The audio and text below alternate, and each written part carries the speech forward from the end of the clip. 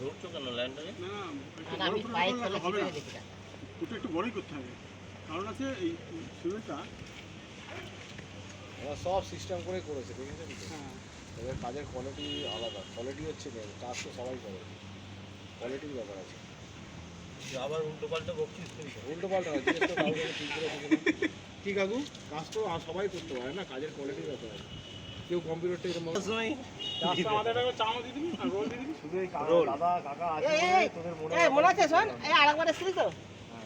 মাছ ভাত খাইছিলাম, আর মাছ, ঠিক আছে, আর মাছ দিয়ে ভাত ও, আর মাছ খাইছিলাম, কি? আমি তো তারপরে ডিম ভাত যাবার সময় খেয়ে রোল খাইছিলাম।